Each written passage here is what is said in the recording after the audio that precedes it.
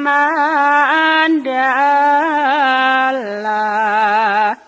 kodam tujuh tipe negara.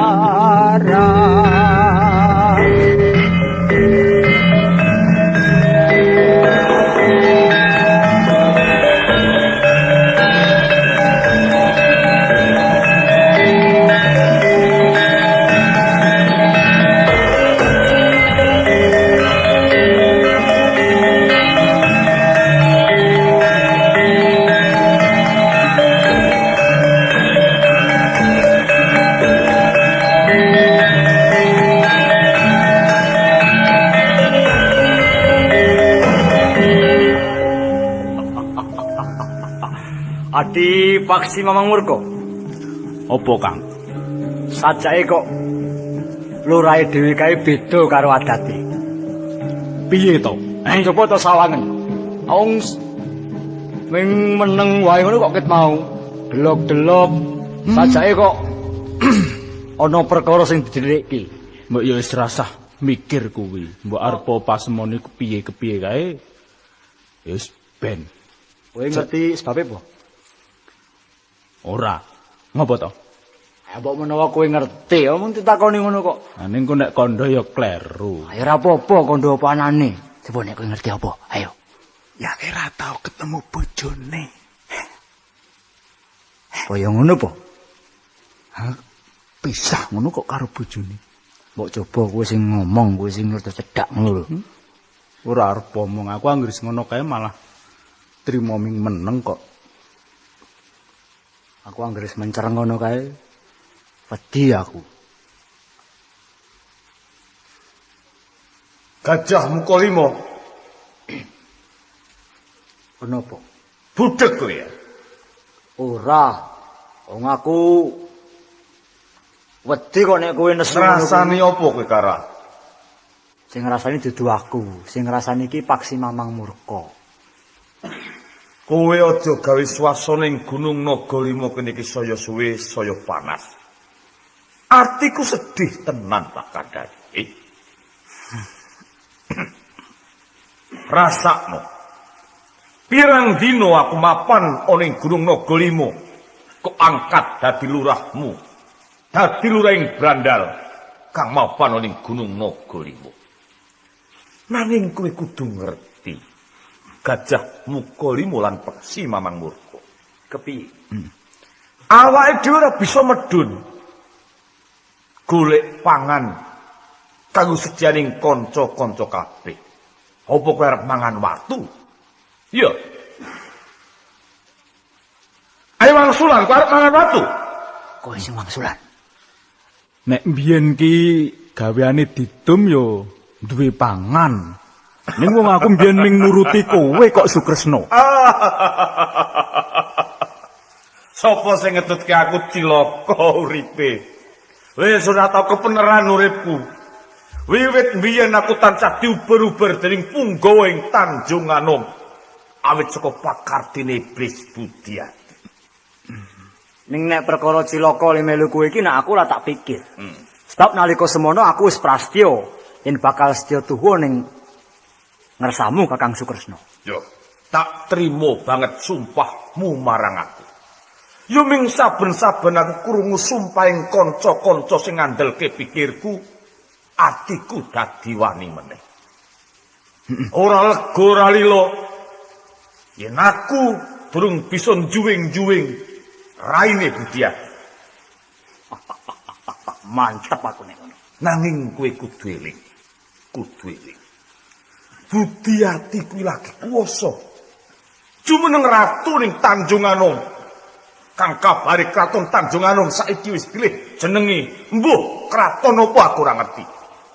Mulane Adi Gajah Muka 5 lan kowe Paksi Mamang Murka. Kepi. Senajan kepiye wae ayu padha prihatin. Prihatin menuwun nang saling Gusti. Yen kaya ngene iki aku lagi kelingan karo Gusti Kang Maha Kuwasa. Adate ora tau. Jebul wong urip cilaka tenan. Yo, pancen kala mangsa kaya ngono.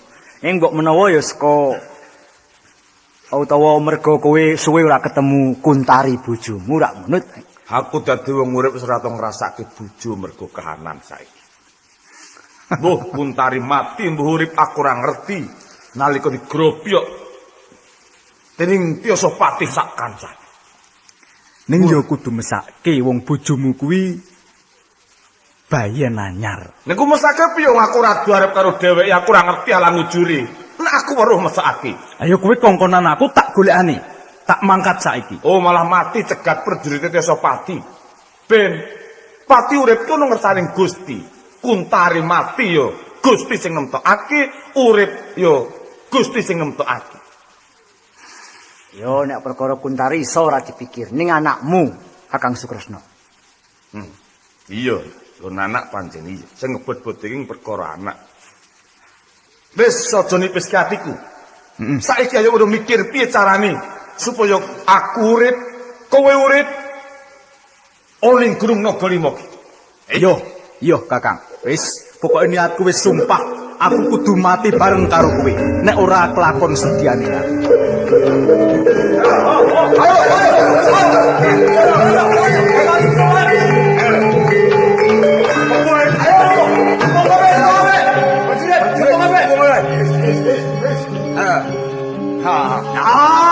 Tanda kowe ya. Arep mlayu nang ndi kowe Sukresna? Najan kowe munggah gunung ngene tak tututi kowe. Aku durung trima nek durung iso ngerangket tanganmu loro. Ayo kowe kudu manut. Aku nyawang rupamu ki jane wis jeleh Tyasapati. Ya neng dindi wong tansah nguber karo aku. Ning kowe iso nyekel Sukresna ngemperi jagat. Sumbar to kowe. Apa sing kok karepake? Oh, arep tekan ngendi wae kowe mesti tak oyak. Ayo maju ojo sumbar.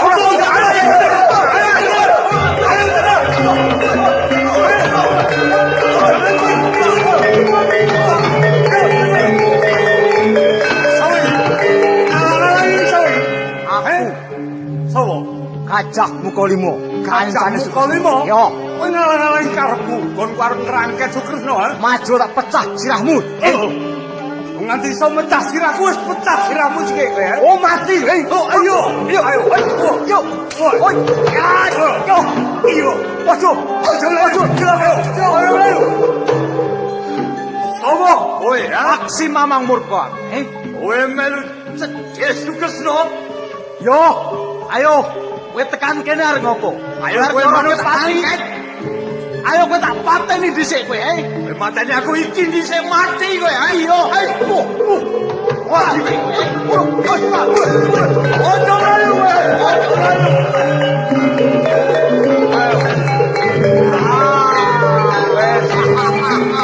Saiki arep bunggo-bunggo. Kancamu do mlayu.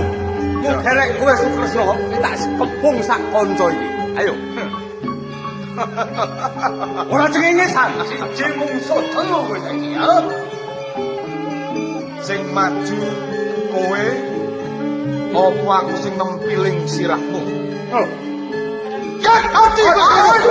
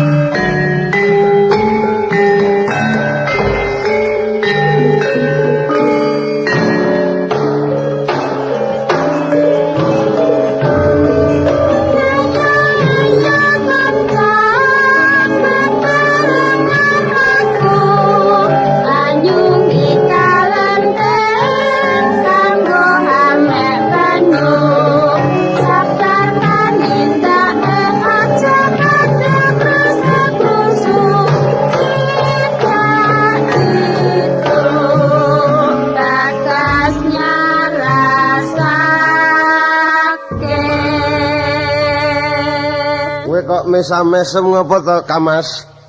Lah aku ki ngerti kowe iki kok lamun mlaku lincak-lincek ki bungah nemu apa kowe iki? Kae ngrungokke cah mipis puyang kae kok karo rengeng-rengeng kae manis ora kae ya. Sing endi ta? Ya kae sing Mar ngidul kae mo? kae marep ngidul apa marep ngendi to kae? Mar ngidul ngono kok. Oh. Sing diblok karo wong mipis kok kae. Lah iya tak arani nek dadi sing ketok nyongol bener nek marep ngidul ya. Mar ngidul ajeng nyongol kae gegere bojo ya. Oh ya ra sida manis nek bojo. Aku iki anggere urut cah wedok ki sajake wis nek dinekke mata keranjang mo. Wah, kaya ngebaki pipi mata keranjang. Iki engko sore iki rak malam Jumat. Ngapa ta? Lho, kok ngopo gawane dhewe kok aja lali. Oh, wis aku Piye? malam Jumat. Engko ta? Iki aku wis ngerencana. Piye rencanamu? Oh, Nggon seketeng aja lali lho. heh? Nggon seketeng ka wingi bojoku kena seketenge iki.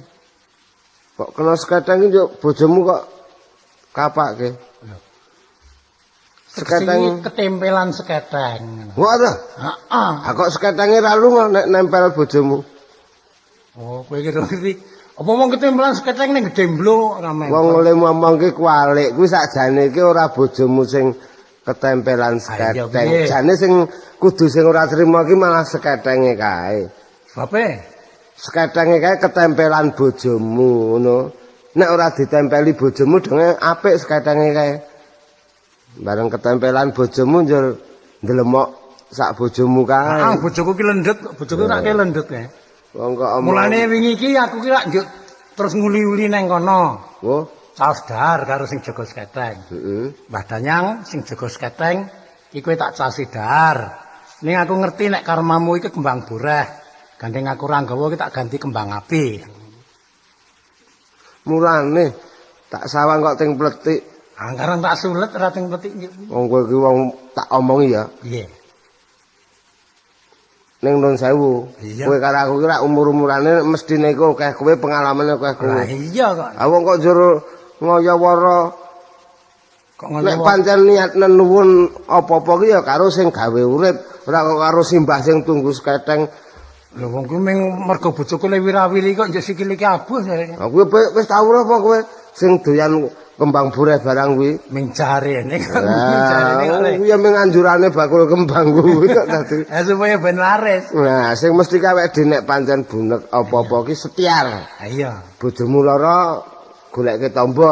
Ah, yuk karo nuwun karo sing gawe urip. Ha iya. Men entuk tamba njur mari. Kanjeng Pangeran Sepuh wis tok gawe ki penteran. Wis. Udang. Cepake kembang boreh. Kan kok iki Ora iki sih gandeng karo kembang boreh nggonmu mau ora. lados karo Kanjeng Pangeran Sepuh. Kene dajeng.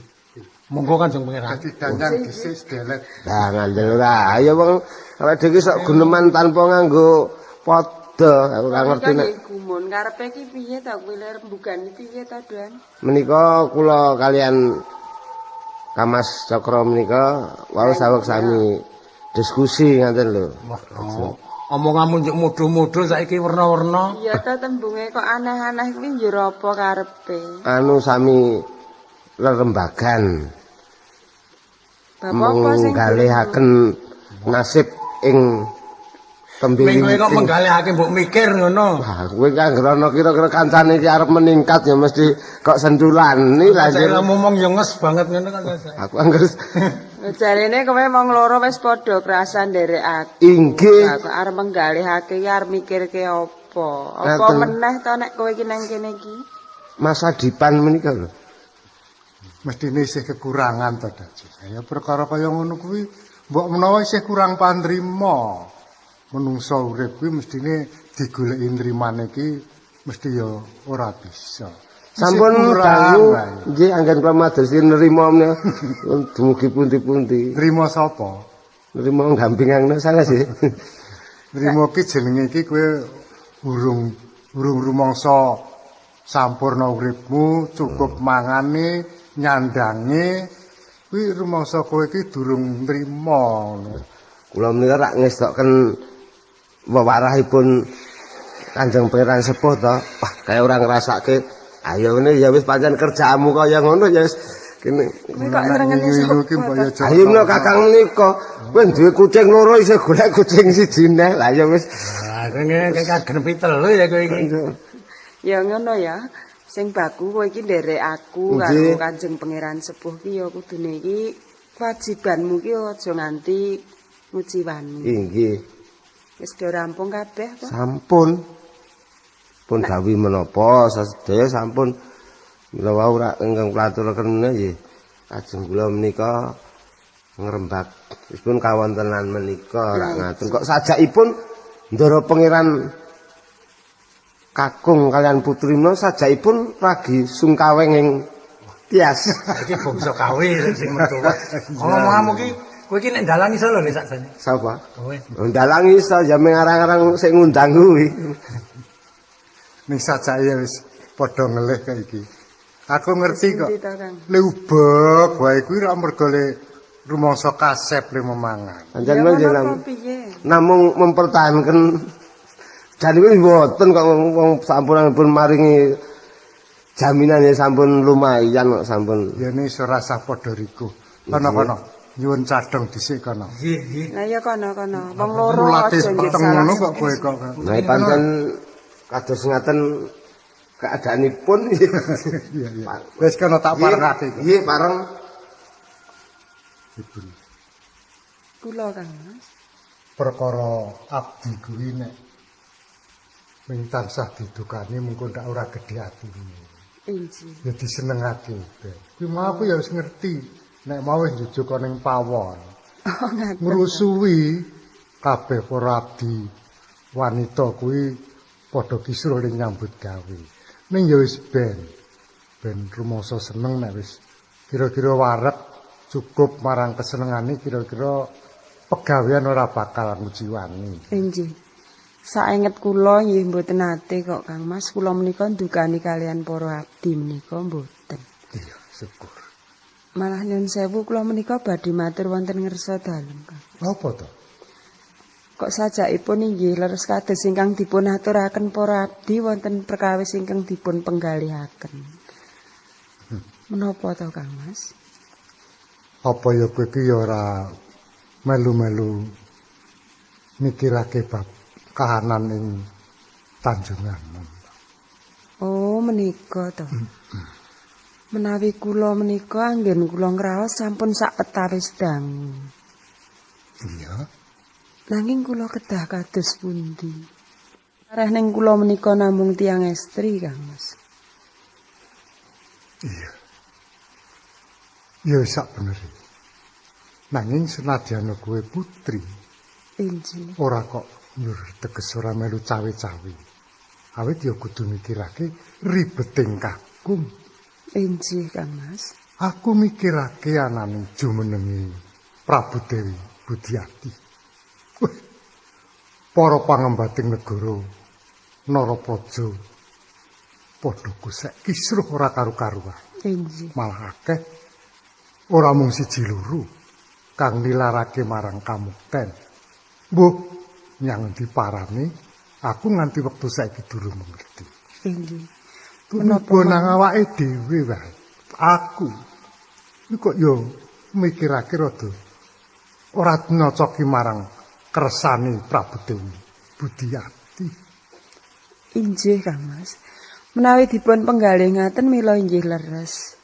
Menawi kelajeng-lajeng kados ngaten menika mbok menawi mboten panjang yuswa kula lan panjenengan, Kang Mas. Ya aja nganti.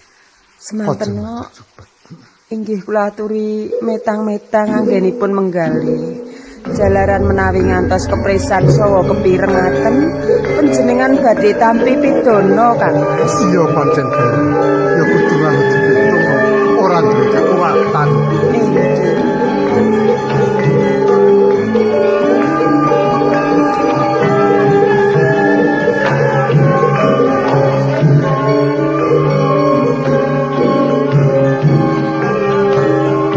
Sinten to menika?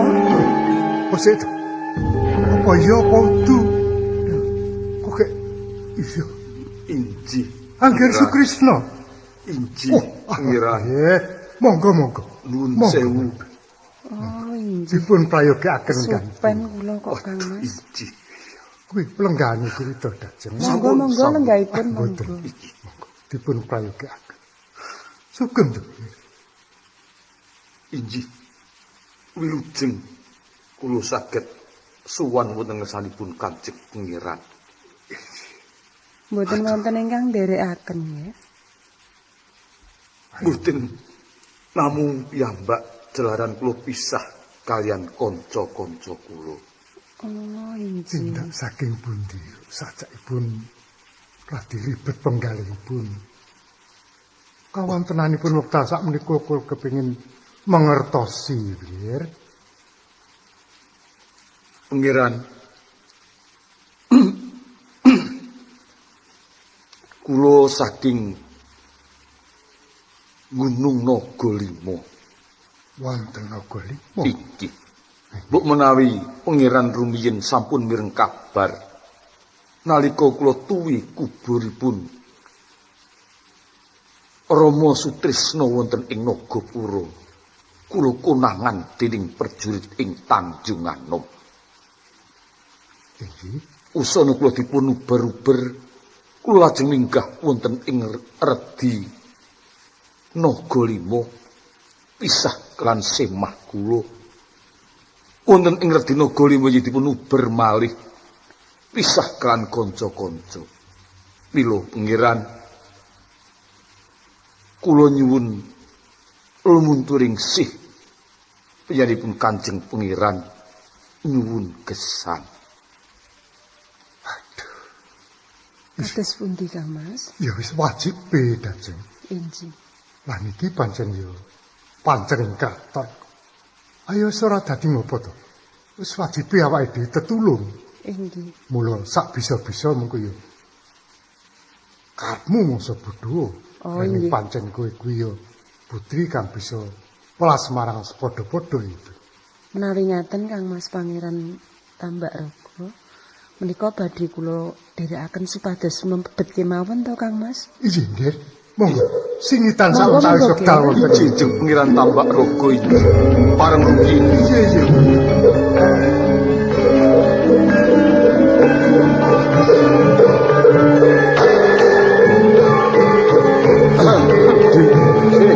Ya salah yuk. Ilangi kok ning dalem kuwi mlebu dalem kene. Wis. Matur wae. Oh. Hah? Di daleme Jeng Pangeran iki Tambak Raga. Tambak Raga. Ayo. Ayo sepet. Piye? Munjuk wae. Hah? Munjuk. Awake dhewe nututi mlebu ngono. Ayo. Mlebu dalem iki. Ayo wis. Yo. Yo. Nuwun. Nuwun jemuran. Ya, kene. Iki. Kene prayoga. Wah. Priyogong saka ngendi ki mau kok? Nyuwun pangapunten. Kene kula kumawani wonten ngersa dalem. Lajeng sowan boten kanthi saos uninga langkung rumiyin. Aku ya rumasa kaget. Jadi, Sajak ya ana wigati. nggih wonten. Wonten Kanjeng Pangeran. Pun sewu. Iya. Menapa mriki wau wonten beburon ingkang mlebet dalem mriki? Lho, beburon. Ora ana kewan jare kowe lagi mbeburu apa? Beburon menika senes kewan, senes kidang lan unjangan sanes. Nanging Sukresna ingkang dados beburonipun Sang Prabu Putri Budiati. Nggih burone Kula ingkang kadhawuhan nyepeng beburon. Dadi beburonmu kuwi Sukresna. Dadi Sukresna. Mongko aku wis pirang-pirang tahun ora nyumurupi nyang endi parane aku ora ngerti. Aku jebul digoleki nang kene iki kepiye to kowe kuwi? menika wau nembe kemawon kepanggih wonten ngerdi Nagalima. Lajeng kula bujung badhe kula cepeng melajar piyambakipun. Pelajaripun kalipun mlebet dalem mriki Kanjeng Pangeran. Nggih mlebet wonten dalem kepengiranan. Weh, dadi ndakwa nek aku kanggonan ngono. Mboten dakwa, nanging yakin menawi piyambakipun mlebet wonten dalem kepengiranan. Lah ngarani kok ora ndakwa ki kepiye to? Aku ki rumangsa ora kanggonan karo Sukresna. Menawi mekaten punten dalem sakmenika kepareng dalem mriki badhe kula gledah. Piye? Nggih, men badhe kula gledah. Kowe kuwi arep gledah dalemku. Nggih. Dadi Apa wis mestine? Kok dadi kowe wani-wani gledah? Wonten buruan ing negari ingkang mlebet wonten ngersa dalem. Kowe oleh golek keterangan wis tak nehi keterangan. Yen aku ora kanggonan. Kowe wani gledah apa kowe ki wani karo panguwasaku? Mboten wani kula, mboten wani. Wis pundi? Sakmenika mboten kepareng. Ora. Mboten kepareng? Ora. Nggih, mboten kepareng mboten sampun. Ayo. Wes ayo. Ayo. Wis pundi Kang Mas? Kula miring saking pepungkuran kok sajak rame sanget. Sinten to menika wau? Ya Sopati sak kancane. Oh iya lajeng. Ayo ngerti kira-kira wae pelajare. Angger Sukresna ki mlebu dalem kene. Ngaten lajeng kados pundi Kang? Parengu kula munjuk. Kula matur nuwun sanget awit saking pengayanganipun pangeran Tambak Rogo. Nanging kula nyemelangaken menawi kula tansah mapan wonten ing dalem kapangeranan mriki. Panjenengan badhe manggih bebaya. Pangeran kula nyuwun pamit. Pangeran kula nyuwun pamit. Angger Sukresna.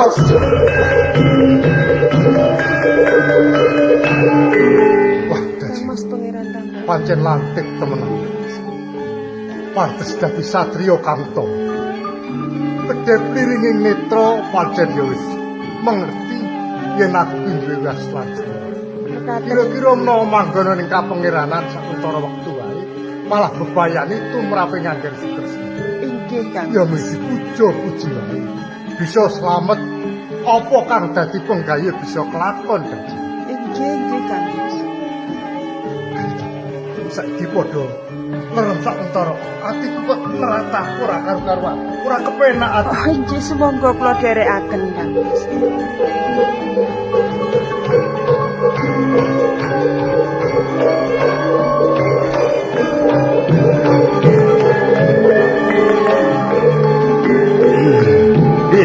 Rokotyo Sopati. Sial. Awake dhewe iki sial tenan. Ora jeneng sial. Kok ora jeneng sial piye? Nek awake dhewe wani mlebu mesti iso kecekel. Nyatane ora kepareng digledah ngono kok piye ta kowe iki? Amarga saka wedi awake dhewe, ya. Kalah wedi kuwasa. kepiye, ya? Lah aku kira kalah kuwasa karo kowe. Lah iya. Nek upama iki mau diparengake mesti kecekel. Iya, Awake dhewe iso mbuktekake nek awake dhewe iki ya pancen setya tuhu nindakake dawuh ning ngersani Sang Prabu Putri. Ana bukti aku iso ngaturke Sukresna wujud bandang. Ning nek njur ngono- iso iki njur piye? Saiki dipikir. Dipikir diteliti sing tenanan. Wis. Ya. Ya. Pangeran sajake kok kaya Ning iya mesti kaya kok. ora, ha? Iki mau mesti. Hah? Mesti ditutupi. Ah. Dijelekke karo Kanjeng Yo. Pangeran Tambak. Wis kok. Saiki piye? Wis aku engko sik matur nang ngersani Sang Prabu Putri. Wis. Aja semelah. Wis sing matur. Wis engko tak matur aku. Yo, yo, ayo. Diaturake wae. Diaturake apa anane? Wis teko kaya ngene kok. Iya. Thank you.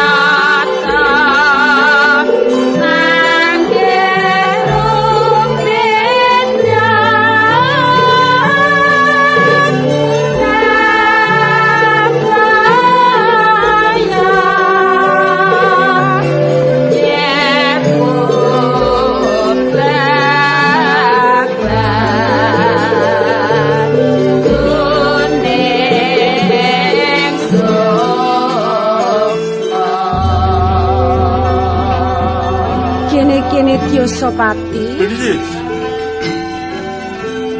Tyosalayu. Kula Kepara maju sowan. nggih ndika ngisaken dawuh dalem. Anggararas. Kula Sang Prabu Putri. Coba. Kene. Rada maju aku kepingin mawan rembug marang sira Anggararas. Ndika dawuh dalem. Bisa Sujarwo. Kula Kene kok cekak aos olehmu mangsuli. Kok saja ana wigati kowe. Bisa Sujarwo. iya mboten Sang Prabu Putri. Syukur. Tandha yen sira iku nindakake kewajiban tenanan. Iya. Tyosapati. Kula Sang Prabu. Wis sawetara anggonku jumeneng ana ing Timbul Kencana. Yen biyen ngono, kraton iki jenenge Tanjunganom. Iya. Aku kepingin ngerti. Apa ya ana sakwening kawula sing ora seneng yen aku kang jumeneng ana ing Timbul Kencana iki Tyosapati. Menawi para narapraja ingkang tansah caket wonten ngarsa dalem cetha nyengkuyung jumeneng dalem. Nanging kawula dalem ingkang kepiring sak njawining rangkah. Menika wonten ingkang boten nyengkuyung jumeneng dalem wonten ing Timbul Kencana. Kabukten sak menika kathah brandal, kathah begal. Sejatosipun brandal lan begal menika wonten ingkang dados pengajengipun. Kosek, sabar. Tyosalayu. Kula Kene, kowe rada maju kene. nggih. Kok ora kepenak penggalihku ki ature Tyosapati ki, ha? Nggih. Jare kok ana brandal. Ki yur brandal kuwi rak mestine tanggung jawabmu to Tyosalayu. Nggih. Namung sak perangan alit. Dados mboten badhe ngepok salira dalem. Lho, sira aja ngremehake, ha? Nggih. Yo senajan saiki yen disawang ngono ora sepira. Nggih. Mbok menawa gampang disirep. Ning nyatane Nggih. wong kuwi ya ming padha meneng wae. Sampun kula tindakaken. Bisa Sujarwo? Kula Piye? Kowe mireng dhewe iki ature sedulur-sedulurmu. inggih. Inggih nyuwun sih pamon dalem Sang Prabu. Mila menika leres aturipun. Araka Tyosalayu kalian Tyosapati niku leres. Nanging kula ugi sagah ngicali tiang-tiang ing damel ribet wonten ing kraton Tanjunganom mriki. Sang Prabu. Ya. Anggararas. Kula Tak rasakake ature wong loro Tyosapati dalah Tyosalayu. Kok ora ngepenake ati? Nek Iya. manut penemumu piye? menapa sampun dipun parangaken abdi dalem munjuk atur. Lho mesti to, ha? Nggih. Aku tansah mundhut kowe kabeh kuwi tansah caos pemut ning ngersaku supaya anggonku tumindak iki ora grusah-grusuh. Ngono lho Anggararas. Nggih. Kula ngleresaken sanget dhateng unjukipun Tyosalayu, Tyosapati lan Bisu Sajarwo menika. Terus mila leres ing sak jawining rangkah menika wonten satunggaling resah. Miturut ingkang kula tampi lan pelaporan ingkang kula tampi menika wau ingkang mandhegani menika mboten wonten sanes pun Sukresna. Sukresna. Nggih. Isih urip Sukresna kuwi. Nggih. Banjur Nggih. Sumangga wonten ngersanipun Sang Prabu Putri angin badhe menggalihaken sebab menawi sak menika Sukresna lajeng boten sarujuk sampeyan dalem Sang Renaja Putri menawa ngasta pengadilan nggih sampun sairip mbok menawi wonten raos meri lan boten narimakaken sanget bilih penyanipun satunggaling wanita ingkang ngasta pengadilan dados nyepeng cempuriting negari. ya wis. Tyosapati. Kula Sira wis ngerti ana lelakon kaya ngono. Apa ya kowe kabeh kuwi ming padha meneng wae, apa ora padha tumindak Kyosapati? Kula mboten namung kendel kemawon Sang Prabu Putri. Saderengipun nampi dawuh cetha yen Sukresna menika badhe njungkeng kawibawan dalem, kula sampun tumindak. Kula padosi wonten pundi papanipun Sukresna menika? Estu kepanggih wonten ing Gunung Nagalima. Gunung Nagalima? Nggih. Tiyosalayu bisa Sudarwa lan kula piyambak ingkang badhe ngrangket, badhe nyepeng Sukresna. Lho mengko dhisik to tembungmu kok badhe, jarene wis tumindak kuwi njur kepiye kawusanane ha? Badhe kula cepeng, badhe kula rangket. Nanging piyambakipun mlajar Sang Prabu Putri. Sukresna kuwi rak mung ijen Tyosapati. Nggih, leres. Kowe ngirit para prajurit semono kae. Apa ya wong semono kae ora iso ngrangket Sukresna senajan digdaya kinaya ngapa? Nek ming badan sepata Tyosapati. Nanging pancen piyambakipun nggih limpat sanget. Sampun dipun kupeng saged melajar dos pundi? Tyosalayu. Jadi lho, Apa kowe iki ya ming meneng wae ngono apa piye ha? kula lajeng ngubur wontenipun Sukresna, Sukresna mlebet wonten ing dalem kepengiranan. Wonten dalemipun pengiran Tambak Raga. Oh. Jadi Ngono. wonten riku kula iki badhe tumindak nglidah nanging mboten kepareng. Sing ora ngolehake? Iki Kanjeng Pengiran Sepuh Tambak Raga. Nek ngono. Semunipun malah Tambak Raga menika condong kalian Sukresna. Dados badhe njungkeng kawibawan dalem menika. Oh. Mbok menawa Sukresna kuwi apa wis sak rembug karo si Tambak Raga? Saged mekaten. Anggara ras. Kula Nek mestine ngono. Sira dalah para prajurit kabeh kuwi tumindak. Kepiye carane supaya Tambak Raga kuwi mau go dicekel yen pancen cetha kaya ngono? Iya. Tetela pancen Kanjeng Pangeran Tambak Raga menika nyuwun pangapunten dalem. Slewah pasuryanipun ingkang lairipun menika nyengkuyung Sang Prabu Putri ngasta pengadilan, nanging tandhanipun malah ngombyongi damel resah kanpun Sukresna. Menika sampun cetha. Yen mboten ngaten mboten kelampahan ngitaken Sukresna. Menika tesih sentana dalem. Terus sumangga anggenipun badhe nindakaken cara supados saged ngrampungaken bab menika sanget coba. Aku ngasta pusarane ngadil ana ing Timbul Kencana kuwi ora nyawang. Ya senajan kuwi Sentana, senajan kuwi putra, nek pancen ora condong karo kekarepanku, kowe kabeh wis padha ngerti. Lesandana rikala semono. Nah, aku saiki uga wis ngiklasake. Ning nek Tambak Raga kuwi mengko gawe ringking Timbul Kencana tenan. Nah, nek dinengake wae kepiye? Mesti aku bakal tumindak. Mung carane aku coba manut kowe. Piye? Supaya kabeh kuwi mau gampang kecekeli. Dipun sanggupi mawon rumiyin, dipun timbali wingsa dalem. Si Tambak Raga kuwi. Iya, wis.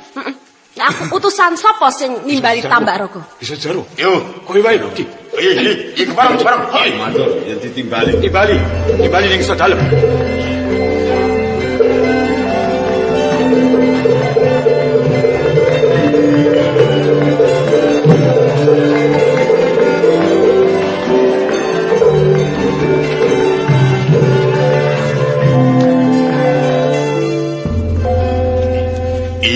Nyunsih pampun dalem Sang Prabu. Ana apa? Kula sampun nindakaken dawuh panjenengan dalem nimbali Kanjeng Pangeran Tambak Raga. Tambak Raga ya. Nanging Kanjeng Pangeran Tambak Raga nilaraken kapangeranan sakmenika mboten wonten malah wonten aturipun abdi kepangeranan wonten ing Kadipaten Rancang Kencana.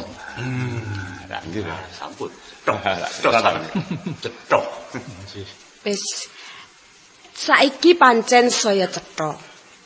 Nek oke para nayakaning praja kang ora setuju yen aku kang asta nang Timbul Kencana. Ning arep tumindak blak-blakan ora wani, saiki malah padha sekuton. Ning kuwi malah gumun dhewe janjane mono. Kowe tiasa pati, tiasa layu, anggora ras apa meneh bisa sujarwo. Neri. Kok nganti ana kedadian kaya ngene iki? Mesti wae rak kabeh kowe iki padha ora setiti. Yen kabeh kowe padha nindakake kewajiban sing saktenane, tak kira ora bakal kedadian kaya ngene iki. Neri. Menika saking pinteripun Kanjeng Pangeran Sepuh. Saking pintere Kanjeng Pangeran apa saking bodohmu kuwi, ha? Iya, nyuwun pangapunten. Terus iya, kula piyambak iya gumun.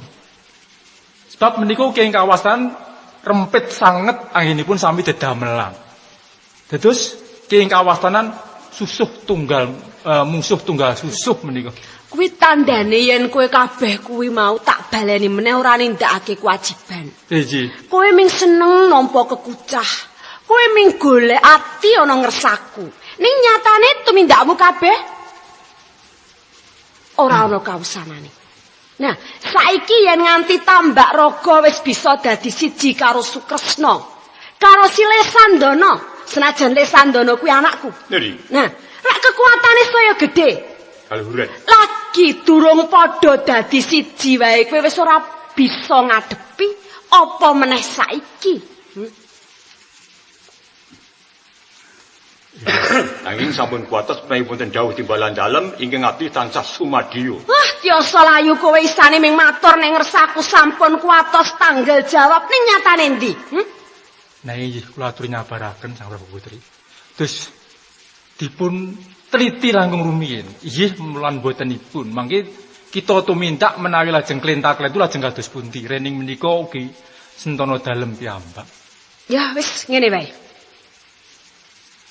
Aku dawuh marang kowe kabeh. Pancen ngrancang kencana kuwi kang jumeneng kepiye wae kae anakku Lesandana. Jadi, mula aja grusah-grusuh. Saiki padha diawat-awati. Adoh dicedhaki, caket didoi. Sapa prajurit kang wani mlebu metu ana ing kadipaten ngrancang kencana? nggih. Wes. Siko. Nah, ditindakake. Jadi, Hati-hati. jadi, siko kita akan jauh dalem. Tahu yang pengen pangeran.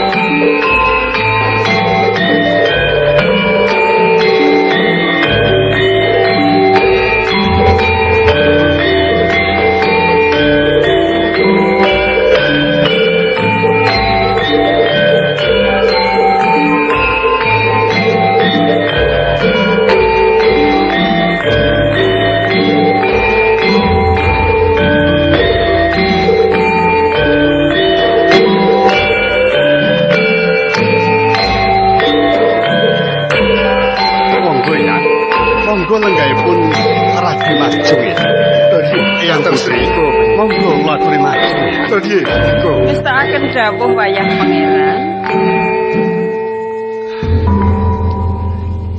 Yang tambak raga. Kula dawuh dalem puniki. Kula ngaturaken sugeng dhateng Yang Tambak Raga saha Yang Putri. Nggih. Sembah nuwun. Saha sowan kula mboten wonten sambikala. Nanging kula ngaturaken bekti katul dhateng ngersanipun wayah Pangeran Lesandana. Inggih, Yang. Dawuh sami-sami, ya. Semanten ugi kula wayah pangeran. Yang Putri kados pundi? ngunjukaken bekti kula kunjuk ngarsa dalem wayah pangeran. Inji, Yang. Kula tampi dawuh sami-sami Yang Putri. Inggih. Namung ngaten Yang. Nggih. Ingkang agung pamengkunipun Yang. Nggih. Sadangunipun Yang cumondhok wonten ing Kadipaten Ngrancang Kencana mriki. Inggih. Kula nyuwun pangapunten dene mbok menawi kirang maranani bab papan so pasunggatan ingkang sampun kula caosaken wonten ngesanipun Eyang Putri Soyang Kakung. Inggih wayah pangeran. Menawi kula ngaten manah kula sampun rumaos tentrem lan inggih remen anggen kula nderek wonten ngarsa dalem sarta ingkang Eyang menika wayah pangeran. Inji. Tondo Pertala. Dawuh dalem Jeng Pangeran. Rada maju sowanmu nang resaku Tondo Pertala. Inggih, sendika. Kowe tak pasahi nyarisake ubur ampe lan pasunggatan kang dikersakake Eyang Pangeran Sepuh Tambak Raga rak ya ora nguciwani to Tondo Pertala. Sampun boten wonten ing nguciwa Kanjeng Pangeran. Iya. Dadi kabeh wis sumadya yen tak pundhut sak wanci-wanci. Inggih, menawi ngabdi menika dipun timbali sawanci-wanci sampun sumadya Kanjeng Pangeran. Ya, diprayogakake suwanmu luwih dhisik Tondo Pertala. Lan inggih, sendika. Wangsul dateng Eyang Pangeran Sepuh ya. Kados pundi wayah Mas? Ingkang wigatos ngaten Eyang. Kula mlurak dereng mangertos lajeng kados pundi Yang. Alaripun kok Eyang ngantos kedarang-darang dumugi wonten ing Kadipaten Rancang Kencana ya. Ya nggih. Mestinipun wayah Mas Pangeran enget menawi kula menika Pangeran Sentana wonten ing Tambak Kencana. Inji Yang.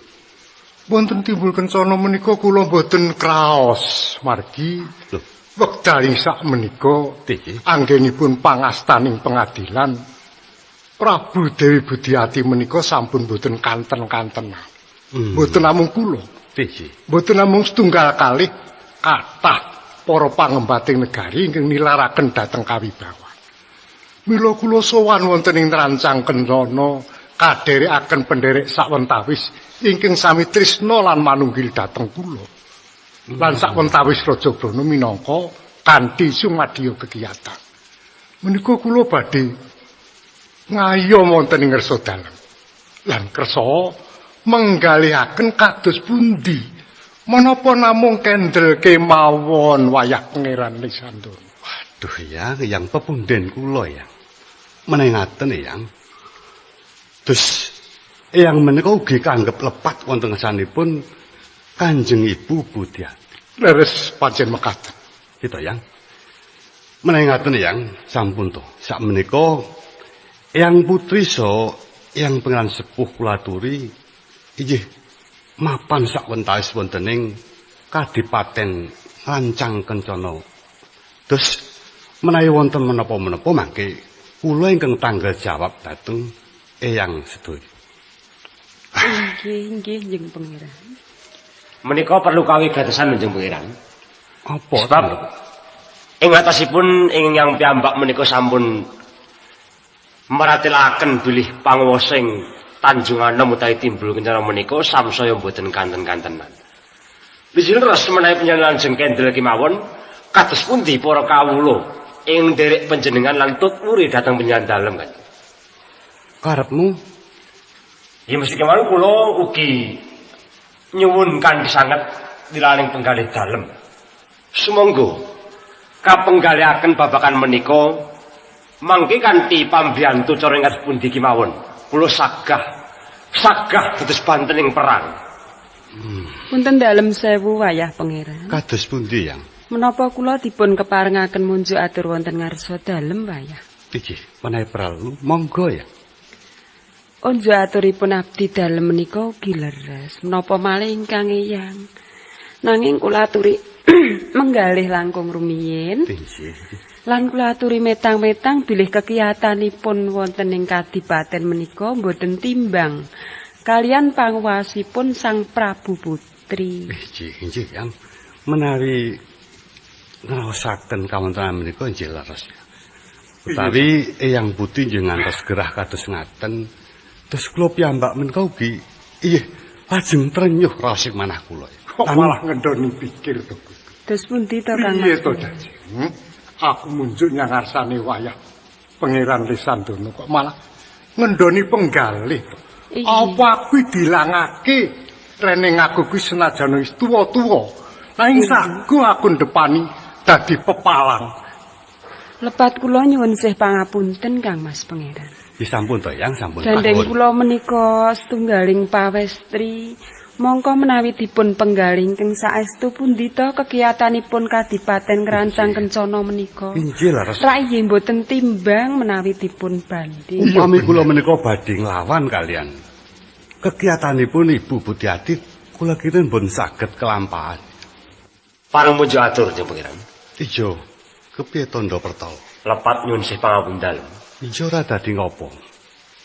Menawi wonten kepangdalem menapa prayogi panjenengan lajeng nglempaken para pendekar kangge kegiatan ing Kadipaten Kanjeng Pangeran. Menika kula kinten langkung kiyat. Jur sapa? Sapa pendekar sing saguh ndepani dadi senopati Pertala? Ing badhe katuraken menika naminipun Kampono. Kampono? Inggih. Banjur carane kepiye? Prayoginipun mekaten punika. Kados pundi ya? Menawi sampun nglempak sedaya para pendekar menika, mangke dipun wontenaken tetandingan. Kapilih sinten mangke ingkang ketingal kiyat dados senopati lajeng kapatak minangka nyenopateni punika. Ngono to. Res. Nek ngaten prayogi sanget menika Yang. Dadi Yes malah ngene wae. Tondo Pertala. Kados pundi Jeng Pangeran? Kowe wae sing tak pasrahi tak utus supaya goleki pendekar sapa jenengmu? Kampono Kampono. Papanipun tebih menika Jeng Pangeran. Ya senajan adoh wong kowe saguh lan tanggung jawab kudu bisa kelakon sowan ana ngersaku. Oh inggih. Wis borong sakarepmu anggonmu budidaya supaya bisa sowan ana ngersaku. Kepareng padha pasrah. Oh inggih. Inggih. Sendika Kanjeng Pangeran. Sampun. Ja, monggo ya. Tak ngalem sakawis ya. Nggih.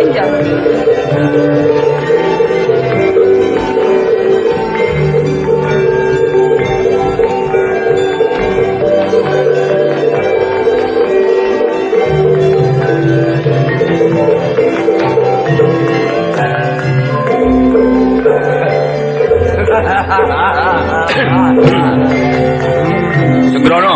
Lakon aku saiki. Malah cengengesan ngipi to. Oh, ngerti ya. Sak temeni lagi iki kelakon aku sing dadi kekarepku tampa dawuh dadi senopati ngono. Awong ping bab ngene kaya lemu senenge Raja Mak. Sing baku kowe karo aku ki lenggon gaweane. Lah iya Adi Trenggono. Awong kowe ki prajurit klemar-klemer. Mbok ya dijumpake karo nedong nampa blanja barang kabeh. Kemar-kemar ki lak ngene ora ana kahanan sing kudu materi. Nek ngono aku iku materi, ora aku kok njur kelenterang-kelentereng kaya ngono kuwi ya. Mongko kowe karo aku ki didhawuhi ngersa dalem kon jaga tepis wiring antarane Kadipaten Timbul Kencana karo Nerancang Kencana. Bener. Rening anane ming wong loro ki kowe jaga tepis, njur aku jaga wiringe, ngono to? Aja kleru tampa. Malah nyengenges. Aja kleru tampa. Tepis wiring kuwi tegese tapel wates ngono. Nilaimu mringe silaran to, mringe sialik banget emang. Ya. Apa nyilek prajurit yang iso mringis ki njut medeni ngono kok. Ora, senengku mergo aku tampa dawuh. Iki kewajiban sing tak lakoni tak kaneni. Ning ya karo dilakoni, ora ming seneng nampa dawuh njut ora dilakoni ora ya padha wae. Ora ngestoke dawuh ngersa dalem. Sang Senopati Tyasapati rak wis ngendika. Lah iya. Nek ngantek ana wong saka Rancang Kencana metu ora kena. Ya didhawuhi Tyasapati karo Tyasa Layu kuwi to. Lah iya. Ya wis kena nek kowe wis ora bakal kuciwa ngono. Ning kira-kira apa wis kowe ora nguciwani? Lho gaman wis semawis kok piye to? Tenang. Dadi nek kira-kira ana mata-mata saka Nerancang Kencana wis ora bakal Swara meneh. Wis. Mengko nek mulana kedadian kowe sing padha adar. Wis kowe meneng wae. Aku sing tanggung jawab lho. Kan, koyo wong arep ini kan. Bocah, ayo. Wah. Iki jangan iki. Ayo toto-toto gaman lho, Kang. Kuwi pedang barang iki anu. Langsung. Ya. Paling dulu. Padahal saya beli di bawah goreng. Ora. Dulu, nang badhe liwat kok menika. Ora kena. Dalan kene iki dalan larangan. Ora kena liwat ning kene. Kowe ngerti nek kene iki ana sing jaga? Kertas, nggih kertas. Dengan menika to. Ayo sing jaga kuwi aku apa kowe? Nggih. Tenane kowe karo liwat ning ndi? Kula ajeng sowan. Sowan itu ngesane Ratu Putri Budiati. Ora kena. Lho, ora kena. Mayar men sowan. Lah niki wigati jare. Ya arep wigati arep ora ke wong aku ki wong loro ki didhawuhi jaga. Dadi nek ana sing sowan ana ngersa dalem ki ora kena. Tidak boleh. Sampeyan jaga karemu aku butuh arep sowan kok. Kok kaya ngayal banget. Wong sowan nang kencana nek nganti metu saka kadipaten Bali ora kena bacot. Nggih, panjenengan kula bener wong ngancang cara niku kula. Nah, rak ngono. Sapa jenengmu? Nami kula Tandha Pratala. Wis. Oh, wis teton. Wis. Ora wonten wigatine ten ajeng sowan teng Tanjung Anom. Senajan to ana wigati ning ora pareng. Ora kena. Aku sing ora marang. Wah, nek ora oleh aku peksa bacot niki lho. Bacot iki padha karo nantang perkara kowe. Apa sekirane wani karo aku? Wah. Wah, awake kuwi kaya ngono awan sisi. Iki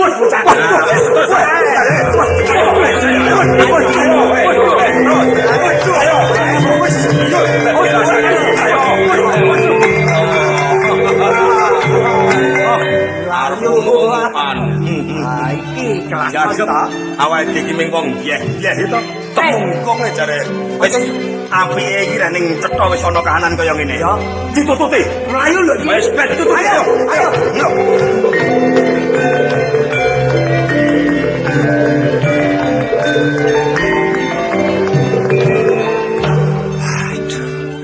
Wah.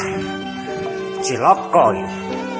Ayo tujune wis metus keng kadipaten umpama ora sida ora entuk gawe kan. Yo. Kene Pagerwaja ki tak etung ya antarane nek ming sih 3 dina meneh kamu. Ayo senajan abot yen pancen iki pakaian bakal kanggo golek kamunyaning kabeh para kawuling Tanjung Anom. Ya, tak lakoni senajan aku lara lopo ning dalan ora apa-apa. Wis.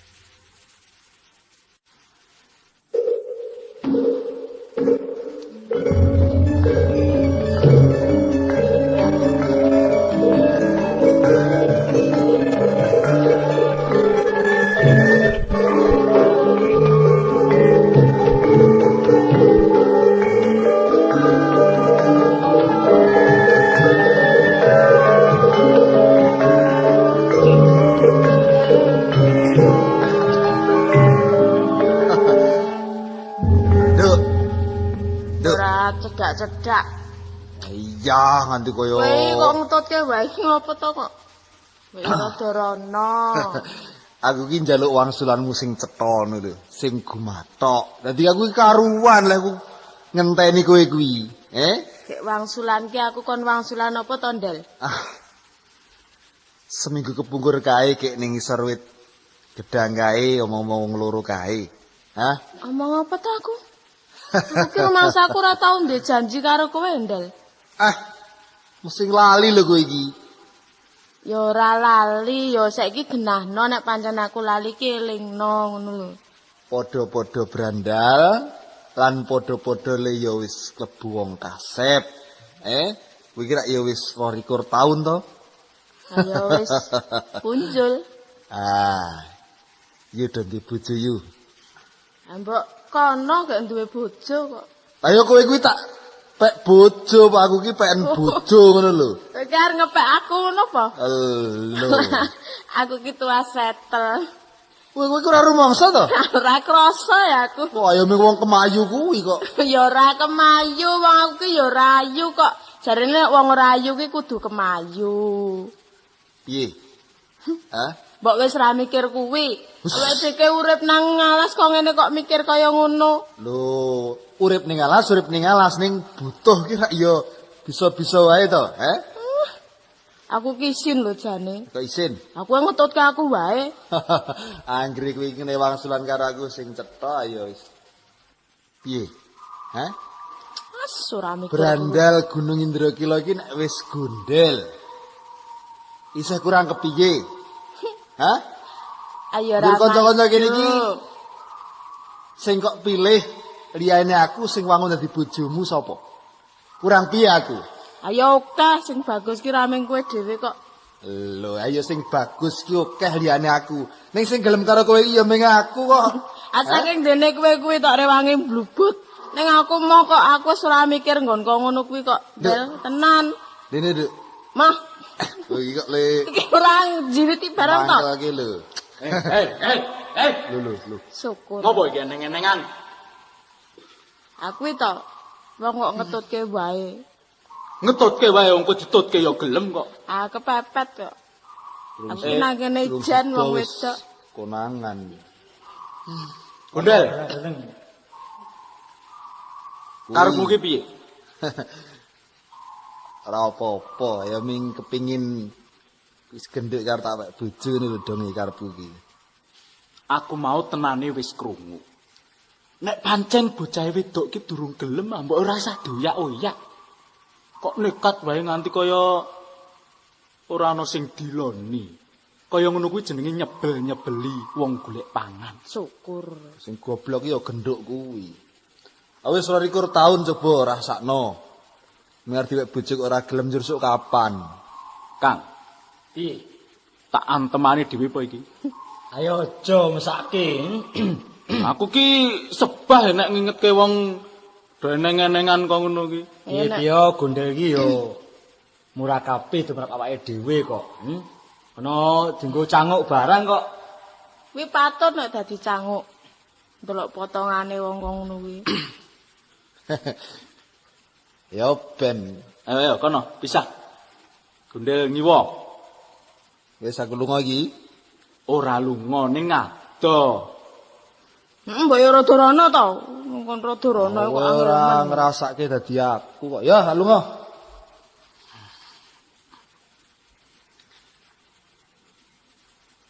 Kang. Piye?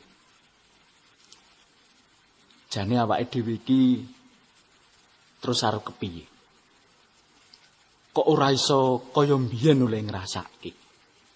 Malah saya suwe saya nggone nguber-uber saka ing kraton Timbul Kencana. Kok rumangsaku malah ora tentrem dek isih bedal ana ing Gunung Nagalima mbiyen. Nyatane pancen melu Sukresna ki ya abot. Ya ta?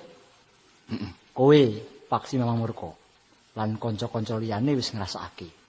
Ning semono awake dhewe rak ya kudu bisa milahake. Nek Sukresna kuwi pancen kejaba turune wong sekti digdaya lan kondang. Ayo pancen dheweke kuwi limpat kok. Ning ora tak sawang berang-berang dina iki kok kaya ora kaya adate iki ana apa to kuwi? Delak. Kusik. Apa? Ana wong. Kae. Endi to? Kae. Malah kumrene. Hati-hati. Nurut dulu kae. Wis kene, sing mikir. Pencet.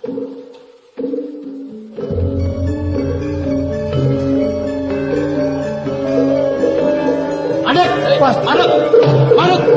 Ayo manut.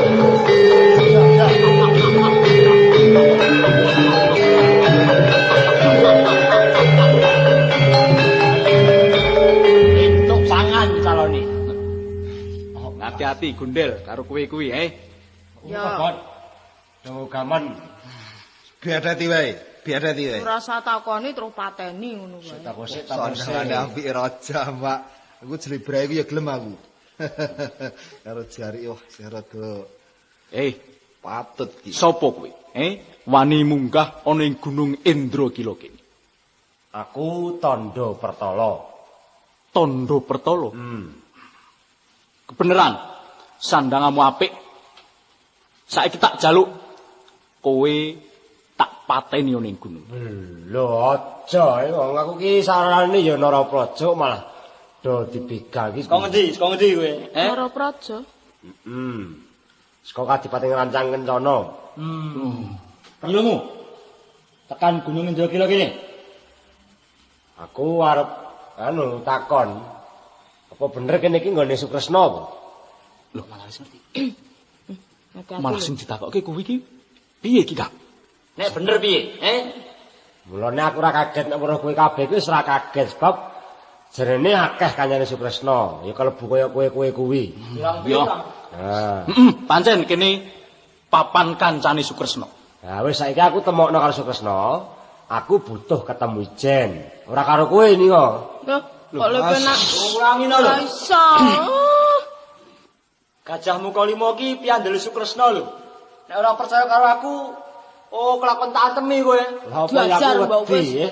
Aku ki Narapraja jare. Lho iki nekat to iki. Aku nek kowe wani karo aku wae to. Lho tak antemi kowe.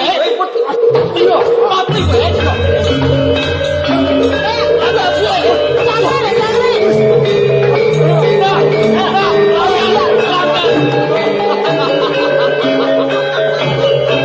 Ojo nganti merucut. Pamer ngomong. Tamplang pisan. Aduh. Ayo. Kowe gelem kandha karo aku apa ora? Aduh. Ora iso aku. Matane wae rasa utang. Kang, saiki dilarapke wae nang ngersane Sukresna. Ben sing mutusi Kakang Sukresna. Yo. Ayo, Diko. Aku ya ora gendang. Mas, ora.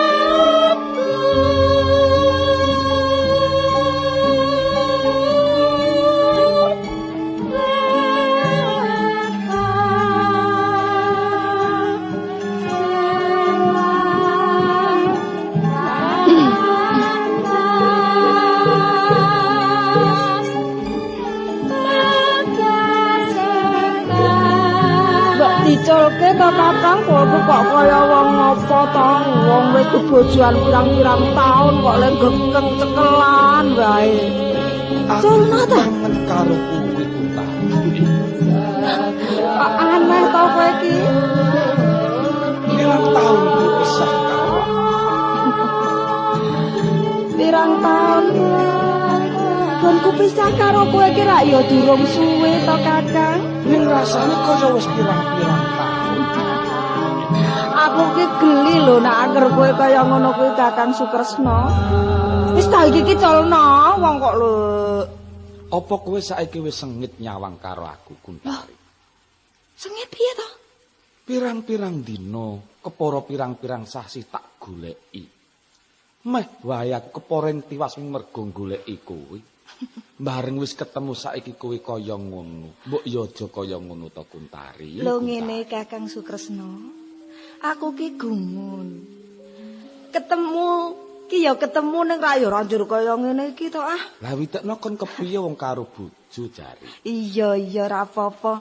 Ning mbok kaya adate wae to Kakang. Iki pancen ora kaya adate. Wah wae adat. Mangkel lho kowe iki ah. Kono to. Rada rono ngono lho. Lho wong sing ana ki mung aku karo kowe apa jagongan kok doh kono karo doh kene. Lah anjir kon kepiye? Sinawang wong ki ora becik. Engko nek ana wong sing weruh, upama ana wong sing weruh ya ora apa-apa ngaku karo kowe ki bojo. jane aku ra isin to Kakang. Lah kowe ki ya aneh wong karo bojo kok isin. Aleng ra yo ora karo bojone wedora ndek isin kok karo bojo kok isin ki kepiye to? To ra njur werna-werna to. Agondel kae aku ngerti kok. Ning oyak-oyak karo sing anu kae. Apa wis dadi bojone kae? Lah luwih-luwih gondel nek weruh kok mesti werna-werna. Jagat ki werna-werna wong ki nek wis edan kok angel ditata. Gondel kuwi. Piye to? Piye Kakang? Wis aja kok rasake. Ha piye? Kene. Sawangen perenging Gunung Indrakila kae. Piye Kakang? Wayahe srengenge wis gumlewang oning Bangkulun. Rasaning panas wis ora semelet. Krasa rumasuk oning balung sungsung. Seger banget rasane. Kaya yen aku nyawang karo kowe Kuntari. Kaya bener ngendikamu Kakang Sukresna. Tembungku kaya ngene iki rak kaya gek ketemu sepisanan kae. Yur kelingan jaman sing wis ya Kakang. Oh, edan tenan lelakon iki wis. Ning ya wis Kakang. Wong dasare aku ya wis dadi bojomu. Lho iya nek iya ki iya. Arep ngopo kowe? Ambuh iki mengko. Aku nek kowe mangkelke. Wis. Gundel mau rak ramrene ya. Rak kaya wong edan tenan kok. Piye to? Karanan troning as. Cilaka aku. Apa-apa. Suaraku kejane ora bisa ning atiku ora kuat nyawang kowe. Ning ora dadi ngopo. Ora apa-apa Kakang. Ya senajan ora bisa ning wong aku wis tresna kok.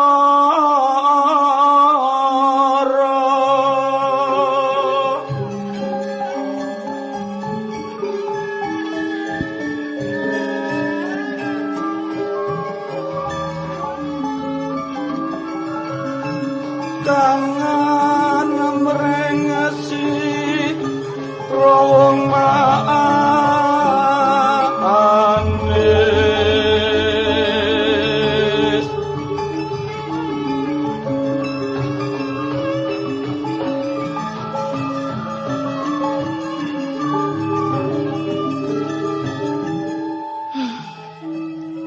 Kakang Sukresna. piye? Yen Kakang Sukresna ngrumpaka kaya ngono kuwi, aku terus kelingan lakonku nalika aku ketemu sepisanan. Jagat iki sarwa apik, sarwa nyenengake aku lan kowe ya Kakang. Nek wis kelingan kaya ngono njur kepiye kowe? Ya saya seneng ngono lho Kakang. Nek wis seneng njur arep ngopo? Anjur aku karo kowe wis ora bisa pisah meneh. Apa mung cukup ora bisa pisah? Terus kon piye aku? Malah guyon mangkelke lho. Hatiku tansah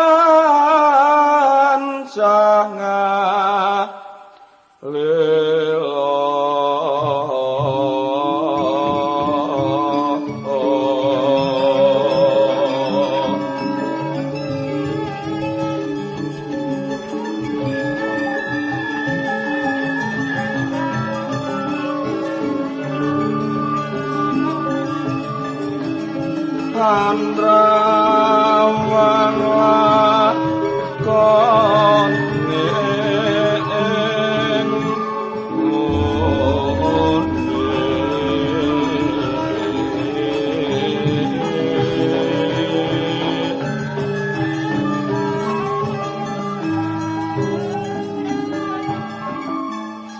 Ya rada medun kono ya Kakang ya. Ora menang kene wae engko ndak weruh gondel. Ngono. Ya. Rada medhu. Nah. Alon. Ya. Aku digandreng to, Kakang. Ya. Kene. Waduh. Piye? Pirang sasi ora ketemu kok dadi astamu kasabang. Lho mesti ngolok-olok aku to. Kowe iki gek nyambut gawe apa sakjane ora ketemu karo aku? Ya ora nyambut gawe apa-apa, lah ning wong ora tau apa kuwi ora tau kepethuk ngono ki rak dadi pangling to, Kakang. Lha nemu nyandang nganggo ya sak karepmu dhewe. Ya wis ben. Hatiku tan sana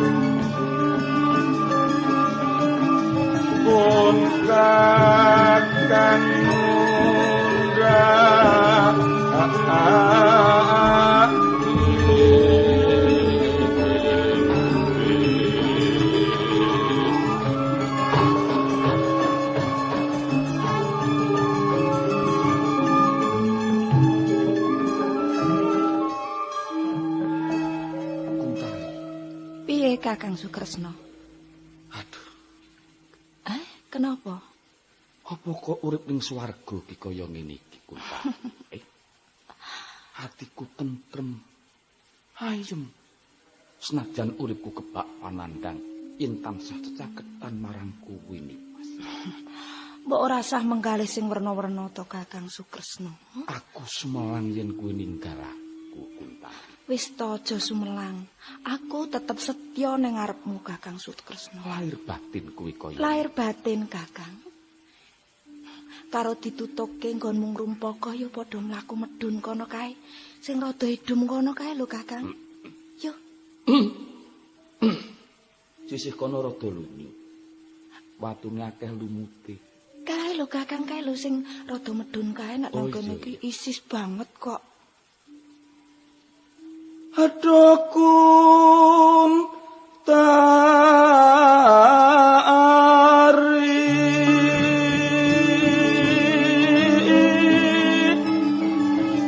pun kakangenan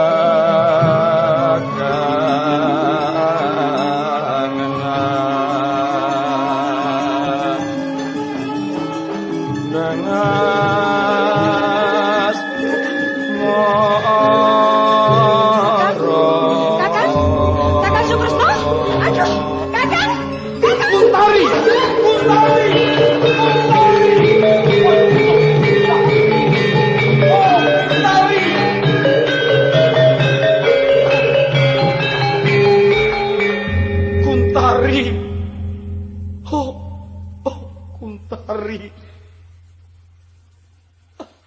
kowe kepiye Kuntari, aku impen-impenen marang kowe. Kowe saiki menyang endi Kuntari? Aku mimpi ketemu karo kowe.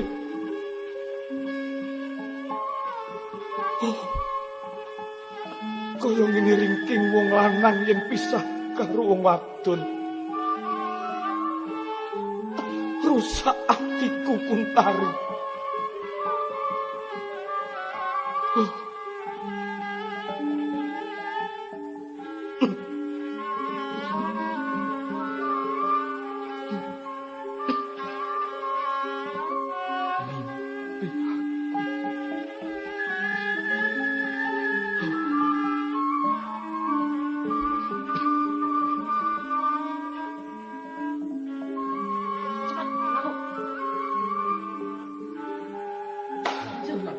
Yo.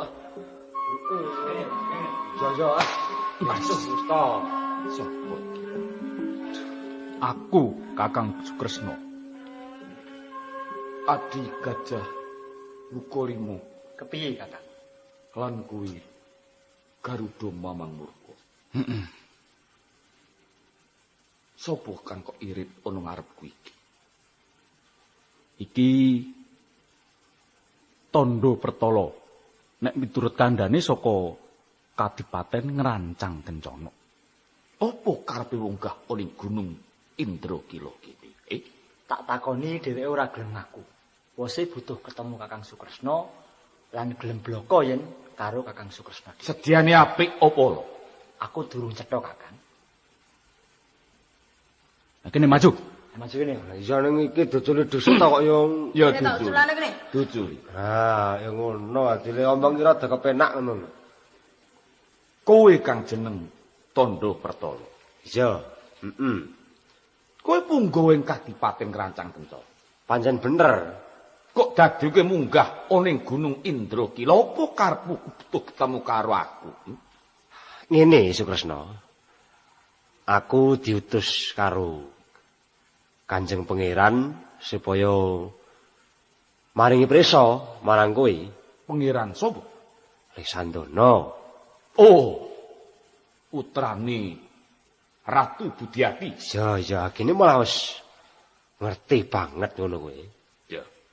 Putrane Ratu Budiati ning dheweke ora sarujuk marang Patrapira. Ya, bener, Apa karepe Kanjeng Pangeran Lesandana nglarah aku?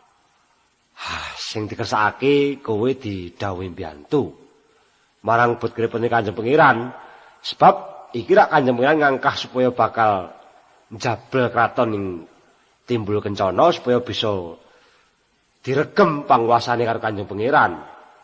Iki mula mundhut sabiyantumu. Kepiye kowe Sukresna? Ning pinangka lantaran lho iki aku. Ning ya apa anane lek omong iki dinam-nam dhisik.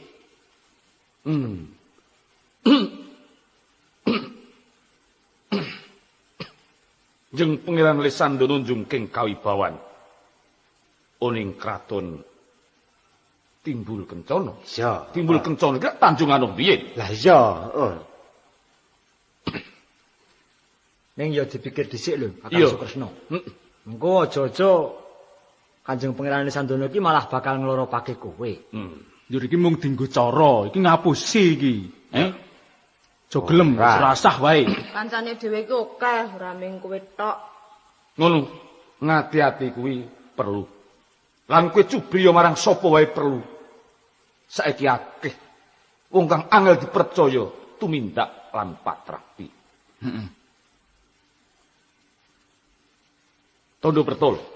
Kepiye Sukresna? Ngene. Nek pancen tenan-tenan kersane Jeng Pangeran Lesandana mundhut bebantu marang aku. Senajan aku ngrumangsani dadi Boronegoro ing Tanjung Anom ing Timbul Kencana. Aku ora kabutan. Kowe gelem? Ya. Waduh, iya. Nanging Tondo Pertolo. Kepiye? Upama kelakon Jeng Pangeran Lesandana bisa ngrebut panguwasa ing Kraton Timbul Kencana ing Tanjung Anom. Aku njaluk panyuwun. Duweni panyuwun. Panyuwun apa Sukresna? Kowe diarep tenan iki. Apa panyuwunmu? Iki ora maju-maju. Iya, waduh iki lho kanca-kancamu iki lho. Ora apa-apa. Pancen adat tata carane kanca-kancaku kaya ngene iki. Kowe kudu ngerti. Aku kuwi tumraping negara ing Timbul Kencana wong kang uraat. Tak akoni. Ya. Tak pajutke. Aku nyuwun ana ngersa dalem Jeng Pangeran Lesandana nek bisa jumeneng ratu besok. Muga kersa paring pangapura marang keluputaku. Kuwi. Ya. Aku ngrumangsani luput. Aku ngakoni luput. Nerak kuku ing negara ing Tanjung Anom. Senajan sak tenane lekasku iku mau bener. Aku mbelani wong tuaku nalika semono. Nanging aku ngerti yen tumindakku nerjang pepalining kraton Tanjung Anom. Wah, gini panyuwunmu nek penganggepku gampang kuwi. Tondo Bertolo. Kepiye? Perkara iki aja kok gampang aki. Gampang nek tumrap kowe. Tumrap kowe gampang wong kowe iki sing wong kang ora duweni wewenang. Ya, maringi apa kang dadi panyuwunku iki mau. Ya ora kanca-kanca. Bener. Aja-aja wae iki mung dienggo piranti ngono lho. Wani nanggung apa? Lek gampang lek ngaturke perkara dilaksanani karo ora ora ngerti. Wis ora weruh kowe Tondo Bertolo. Tenang. Kowe iki adu arep karo Sukresna. Aku wayahe Manggala Yuda Sudira sing kawentar ing Tanjung Anom. Omonganmu do mintrah-mintrih kaya ngono.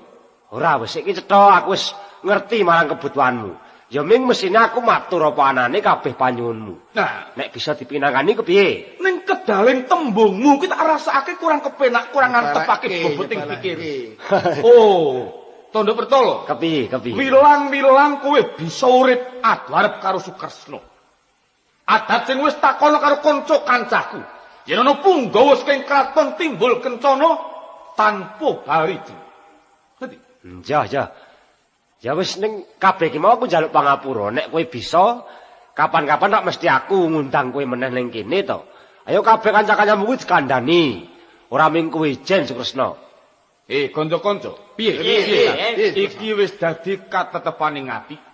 Nek pancen si Tondo Bertolo iki wani nanggung, munjuk ana ngesarinjeng Pangeran Lesandana. Mongso-mongso klakon jumeneng ratu ngrebut panguwasa. Aku diapura luputku, aku saguh mari nyaosi bebanku. Piye penemumu? Yo, aku sarujuk. Anggere entuk ngetutke we, aku ya sarujuk. Piye Gondes iki piye? Des, kowe piye? Gondel kuwi lho. Aku kira mengisih tansah duwe rasa cubriya wae. Kowe iki wis tau gawe kebecikan liyaning piwales sing liyan marang kowe iki sok-sok malah nyilakake awakmu. Pancen kaya ngono iki. Aja-aja iki ming tembunge sing manis wae njur entek-entekanan nyilakake awake dhewe. Mulane ngono si Tondo Bertolo iki ditodi tenan nek pancen ngarep apus krema lung dijor-jor ning papan. Wis aku nanggung, kuwi cetha tak tanggung wis. Terus karepmu piye saiki? Ngene wae nek kowe do sago aku malah diduna babar pisan. Ngendi dalane ning Gunung Pagerwaja? Oh, Gunung Pagerwaja. Nah, aku ngetan munggah ereng-ereng gunung kae njur medun. Kono kuwi papane. Oh iya. Arep apa ning Pagerwaja? Ayo goleki pendekar-pendekar sing sekti-sekti. Oh, jeneng Pangeran Lesandana iki pancen nglumpukke pendekar-pendekar sing kontengan. Ha iya. Andum slamet kae. Kaya kang ditandhakke dening adikku Gajah Mukoli. Ya. Wis ya. Ya pamit wis. Ya.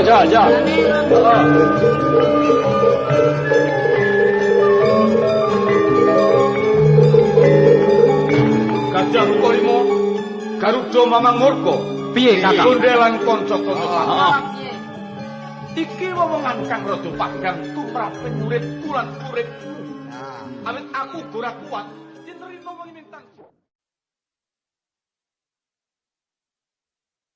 Ku mesti baliaran. Coba sawangan wong iki. Wah, iki mau nantang aku. Ngino karo aku. Nang nyatane jerbabak ora sambat. Ayo. Sopo meneh? Kang. Sopo meneh sing arep wani karo aku? Kok suarane atos banget. Ben, aku sing arep nyebut. Sik. Kae nek ora kleru rak jenenge Kampono kuwi. Nyatane ora ono sing menang karo dhewe, ning aku sih. Ben, arep tak jajal. Adi Paksi Nama Murka. Ngopo? Aja kesusul, wong kae pancen digaya lho. Wis Ben. Aku arep jajal.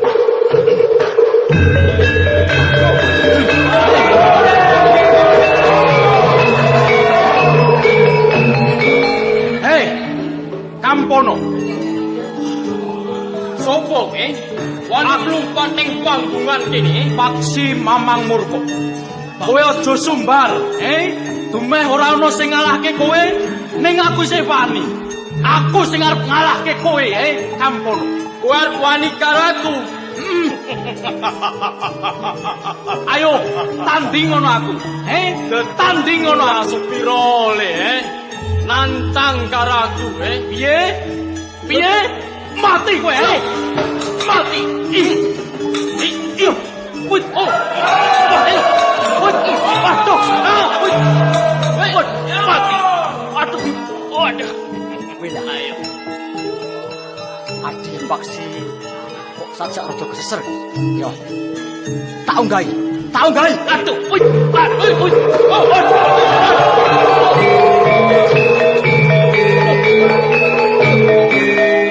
Piye iki? Ana wong meneh icarane ora klubutan ngene, ijen-ijen. Sak karepku. Ayo Kampono, adikku paksi Mamang Murka kalah musuh kuwi. Keseser yudane. Ning Gajah Mukalima saguh ngalahke kowe. Ayo Di. Ayo keluar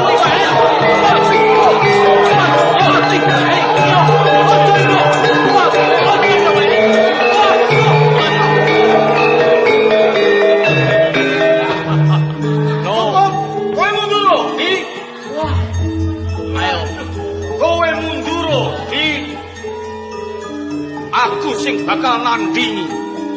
Sopo meneh, wong rupane ireng gosong. Ora perlu kowe takon karo aku Kampono. Ing butuhku aku arep ngalahke marangku. Ayo jajal sing pecah sirahmu, opo sirah? Ayo maju kene arep tinjau jalan iki.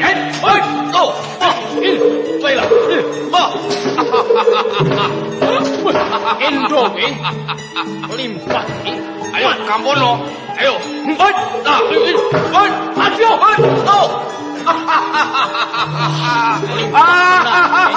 Surato. Limpat kemropok.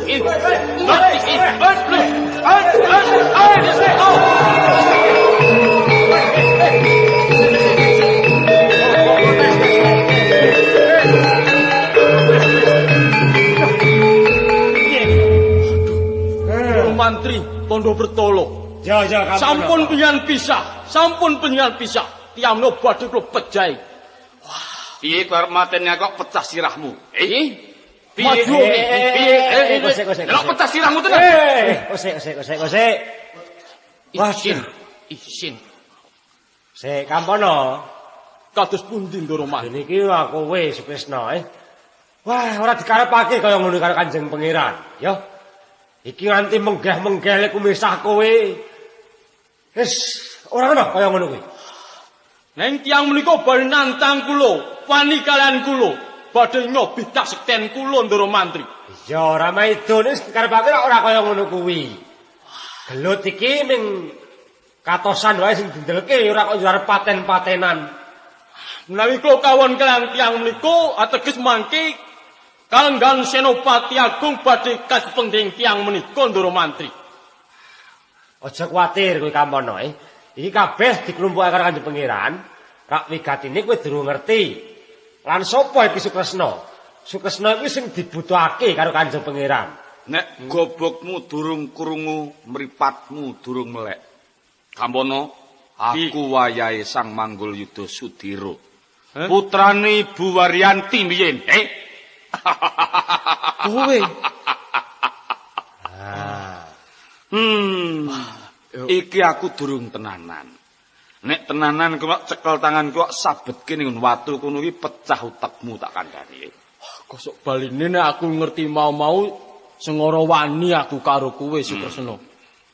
Piye karepmu Tondo Permono? Wis ngene wae Sukresna lan kowe Kampono. Kados pundi? Aja mung kowe tok Sukresna. Piye? Kanca-kancamu kowe dijak bareng.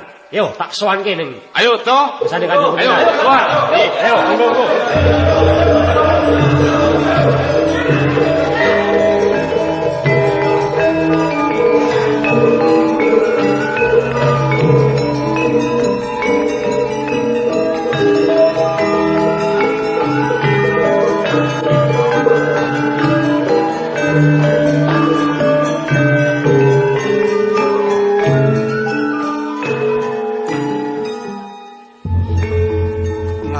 Rame sangat ya.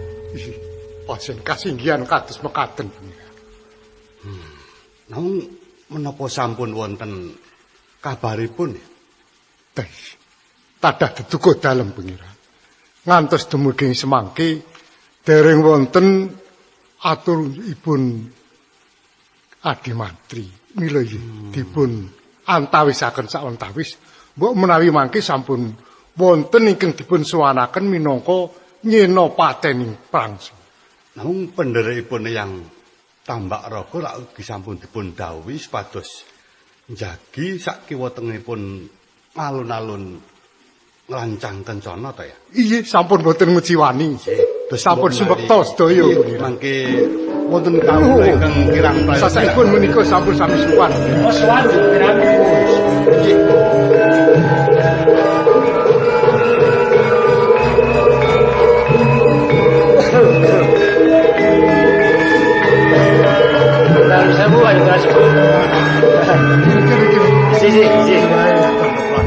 Ando Pratala iki. Iji leres Kanjeng Pangeran. Parengake maju suwan. Iji. Nun sewu Ndara Pangeran sepuh. Iya, yo padha slamet to suwan. Pangestu dalem wilujeng bekti katur. Yo tak tampa pangestuku tampanana Iji sanget kala pundi? Jur kepiye kawusanane kowe tak utus apa wis bisa oleh gawe? Menika kanthi kula ngirit nem-neman kathah sanget menika rak amargi saking dawuh dalem Kanjeng Pangeran sepuh sing namburi kae to. Inggih. Sasampunipun wonten pilihan prajurit kathah ing sekti-sekti kalebet Kampana menika ing kula ajengaken. Endi sik Kampana sing ndi? Menika. Kampana. Kula. Njur burine kae ya pendekar-pendekar kabeh. Malah menika Kanjeng Pangeran ing penyangkesaken ugi sampun wonten. Ketutupan kowe rada mundur to? Iji, menika. Wah iki rak Sukresna ta? Iji. Sukresna. Kula Pangeran. Kene rada maju Sukresna. Lho iki. Menika Sukresna ya. Sampun ketwal kula semerep. Yo kula ngaturaken sungkem dhateng Jeng Pangeran Sandurna. So Kanjeng Pangeran sepuh. Tak tampa Sukresna. Yo pangestuku wae tampanana Sukresna.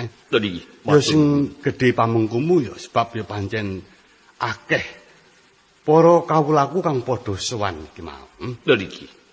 Mboten nginten babar pisan. Abdi dalem kula sakmenika sumerep Jeng Pangeran saged ngempalaken kegiatan ingkang semanten agengipun Pangeran. Ya.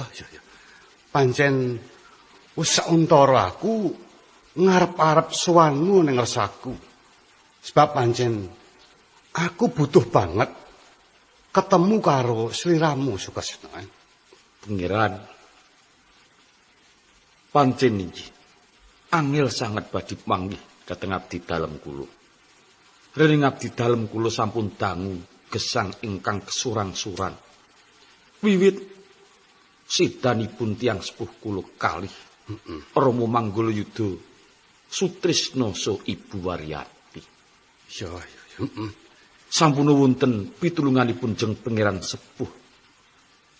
Lelampahan nalika kula dipun grobya ing pungkasan dening Tyasa Pati lan Tyasa Layu. Kula sampun pejah Jeng Pangeran. Tegese kowe sak keluargamu lan sak kancamu isih jinangkung dening Pangeran Kang Maha Agung. Dadi jer sak laku jantamu iku pancen tumindak kang suci lan jujur. Aku yakin mesti bakal nemoni katentreman lan keselamatan Sukresna. Ngene Sukresna. Dadi kang luwih wigati sineksen Eyang Pangeran Sepuh Tambak Raga lan kabeh para pamong lan para kawulaku. Kang wigati aku ketemu karo sliramu iku pancen arep butuh pambiyantumu Sukresna. Pangeran senadyan kula mangertos Kilajeng Pangeran Lesandana menika putranipun Ratu Putri Budiati. Nanging perkawis lekas penyian dalem saestu benten kathah sanget. Kula ngertos Kilajeng Pangeran badhe ngrungkepi negaring Tanjung Anom. Mila mboten badhe kelampahan kula badhe mbadal menapa ingkang dados dawuh dalem Jeng Pangeran Lesandana. Namung Jeng Pangeran menawi kula kepareng ngaturaken panuwun sanipun Kanjeng Pangeran Lesandana. Ya sadurunge kowe matur, aku perlu arep nyuwun pambiyantune rembug marang Eyang tambak raga luwih dhisik. Monggo Pangeran. Kanjeng Yang, kula ginyuwun pambiyantunipun Kanjeng Yang murih saged lampahing kekajengan kula menika supados runtut lan boten manggih alangan.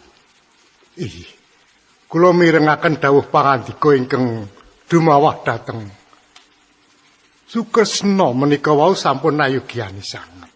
Awit menapa malih sareng kula mireng panuwunipun Sukresna. Tiyang gadah panuwun temtunipun sampun badhe nyelaki kesagaan. Mila lajeng kadang menapa panuwunipun menawi pancen namung kenging dipun parengaken inggih prayogi dipun idini Pangeran. Inggih. Sukresna, kula Pangeran. Kang wigati aku kepengin jabel panguwasa ing Timbul Kencana. Dari kang saiki isih diasta dening Ibu Budiati. Dari kang saya suwe akeh para kawula kang padha nandhang sangsara. Dari sentana anayakaning praja kang padha ngresah. Mula Sukresna, sepisan meneh aku njaluk kanthi banget pambiyantumu kanggo nglerehake anggoning asta pusaka ngadil Ibu Budiati. Iki kang wigati Sukresna. Ngajeng kula sampun munjuk Pangeran, kula sagah. Sauger ingkang dados panuwun kula dipuneksanani. Joh, njur apa panuwunmu Sukresna? Apa? Ingkang sepisan sampun kula dumugakaken dhateng abdi dalem Mantri Tondo Bertolo. Bilih Kanjeng Pangeran Lesandono mangki menawi sampun jumeneng ratu, kersa paring pangapunten dhateng lepat kula ing negari Tanjung Anom nalika semanten. Kula sampun kraos menawi lepat Kanjeng Pangeran. Mboten kiyat rinten klan dalu tansah dipun uber-uber dening para pungkawaning negari. Iya. Ing kaping kalih Kanjeng Pangeran menawi ngersa dalem mangke saged jumeneng ratu. Jeng Pangeran kula aturi ngayomi dhateng kawula. Awit albetipun Ibu dalem ingkang jumeneng kathah kawula ingkang tanpa dosa dados banten kamurkanipun Ibu dalem Kanjeng Ratu Budiati. Kelebet kula sederek-sederek kula rencang-rencang kula gesangipun tansah kados mekaten menika Pangeran. Bisa. Menawi Kanjeng Pangeran Lesandono anyage ingkang dados panuwun kula kalih bab menika wau. Oh Pangeran, negari ing Timbul Kencana badhe kula rungkepi ngantos tumetes ing getih kula Kanjeng Pangeran. Ya ta Sukresna. Sakwise aku nampa kabeh aturmu ning saku. Panyuwunmu ora kabotan, bakal tak pinanggani. Nanging Kanjeng Pangeran, menawi panuwun kula menika sampun dipun keparengaken, sawetawis kula nyuwun pamit badhe manggi kanca-kanca kula ingkang sakmenika teksih sumebar wonten ing Erdi Indragiri. Dipun parengaken Pangeran, dipun parengaken. Yo, pareng Pangeran Goyo. Sampun Pangeran sepuh. Wis, Mantri Tondo Bertolo. Ya. Lega ra sing marah kula Endang. Sasampunipun Sukresna nyanggemi menapa ingkang dados kekajengan kula iki. Niki. Namung ngaten ya. Lajeng prayogunipun menapa dipun ayati sakmenika menapa nenggo Sukresna. Mangke rumiyin, sabar Pangeran. Sampun lajeng kesesa ing penggalih. Sakmenika dipun tata kadhi dipriksa kegiatanipun rumiyin. Senasa sumekta dhateng kaprajuritanipun nanging sampun lajeng kesesa. Oh iki. Ngene wae. Tondo Bertolo. Isi. Dawuh karo kabeh pendekar supaya tata-tata aja nganti ana sing sisip anggere jaga katenteman. Oh iki. Sendika. Sabar monggo ya. Iya, monggo gedhekaken.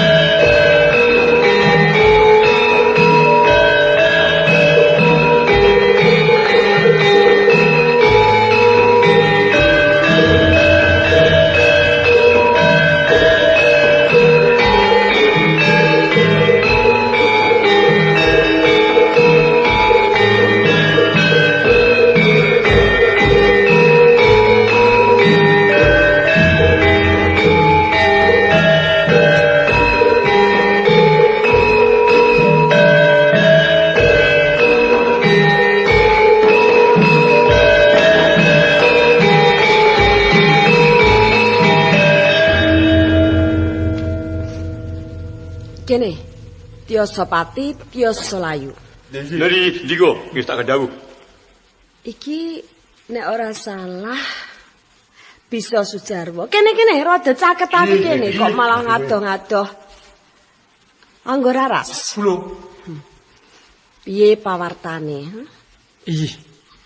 Mirip palaporan ingkang kula tampi pancen leres bilih biyanipun Pangeran Sepuh pasekuton kalian putra dalem Pangeran Lesandono. Barung sinang kawontenanipun menika Sang Prabu. Yen ngrasake anggonku jumeneng ana ing timbul kencana kuwi malah nggaduh ati. Sebab Ibu? Tak kira mbiyen kuwi bakal rancak kabeh kawulaku mbangun turut. Ora ana sing gugu karepe dhewe kaya saiki ki anggo raras. Menika satunggaling pasinaon menggahipun ngasta pengadilan. Sadat karuning kawontenan wonten sae wonten awul. Ugi menawi piyanipun piyan dalem Sang Rinaja Putri ngasta pengadilan. Menawi wonten kawontenan kados mekaten menika inggih lajeng dipun rampungaken dos kenging kangge sinau caranipun ngasta pengadilan tak ngaten. Dadi sira iki ora percaya to? Sadurunge aku kang ngasta pusarane ngadil ing timbul kencana kene. Biyen aku iki sejejering prameswari. Nggih. Nanging semono aku sing wasani kraton Tanjunganom. Senadyan gelare mono wong liya. Rak mestine ngono aku wis pinter ning nyatane. Mergo kabeh kowe sing caket karo aku ki ora kena tak percaya, dadine aku kaya ngene iki anggo raras. Iya. Nanging pangembating negari mboten badhe namung kandel semanten kemawon. Badhe caos pamrayogi lan manyaruwe wonten klentah-klentenipun sampeyan dalem ngasta pengadilan. Lho nek aku ora bakal kleru anggo raras. Nggih. Apa kang tak putusake? Apa kang tak tempuh? Mesti wis tak pikir luwih dhisik. Nggih. Tiosapati. Lho. Aja ngadoh-adoh. Kene. Nggih, ajri. Piye arep diatur apa, ha?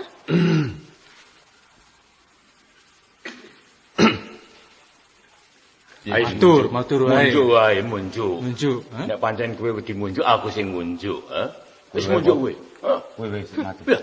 Rumangsaku Tiosapati, Tiosalayu. Dari Wes suwe anggonmu caket karo aku. Ngembani anggonku ngasta pusarane ngene. Kaluhuran. Nanging kok saya suwe malah saya sak kepenakmu dhewe. Rumangsaku kang leren kowe, ha? Tiosapati. Mboten nami kang leren. Ajre estunipun. Saben-saben kula munjuk temtu klentu. Temtu dinukanan. Wis rumangsa kowe, ha? Panane rak ngono. Nggih. Menika wau leres. Unjuk aturipun Kanjeng Pangeran Angga Laras menika. Sampun cetha wela-wela sak menika Kanjeng Pangeran Sepuh Tambak Raga sak menika sampun manunggal dados setunggal kalian Kanjeng Pangeran Lesandono. Malah sak garwa putra Raja Brana ing kapangeranan sampun sak menika sampun resik pun beta wonten ing ngrancang Bentana. Kowe ngerti Tiosapati?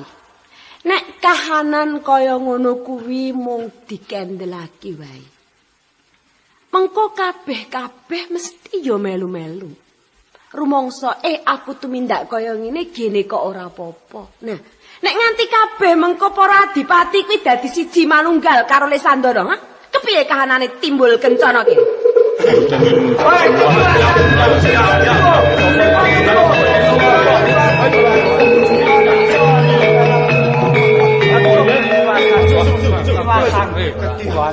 Mati yo malam sewu Sang Prabu. Matur yo matur ning ora rame.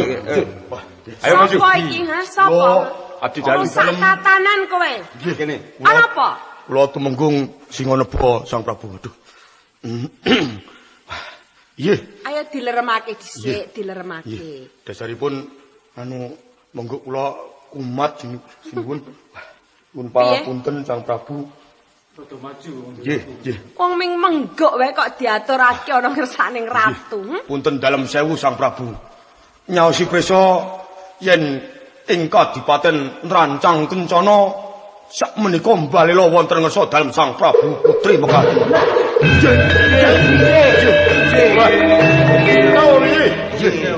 Malah Kadipaten alit-alit ingkang kelebet ukubaning Kadipaten Nrancang Kencana ugi golong gilik manunggal wonten ing Nrancang Kencana niat mbalela wonten ngersa dalem Sang Prabu Putri mekaten. Nah, Anggararas. Lho. Piye? Piye karo dawuh pangandikaku mau? Menika malah nyaketi dhateng rampungipun kawontenan lan perkawis. Leres. Iya to. Dus rening sakmene sampun tetela ngraman wonten ing Tanjung Anom utawi Timbul Kencana. Inggih dipun ayoni. Bab menika kegiatan kita mboten badhe saged dipun sepelekaken. Malah kleresan.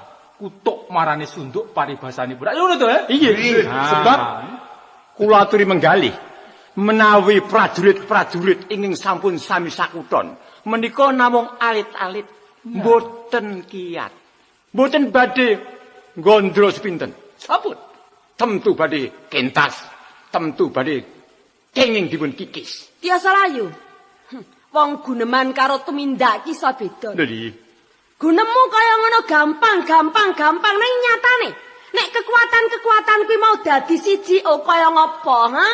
Kuwi dadi kekuatan sing gedhe ngedapi-dapi durung karuan kowe mengko bisa ngayoni, ha? nanging langkung kiat prajurit dalem ing Timbul Kencana. Oh, wis aku ora percaya meneh marang kowe kabeh.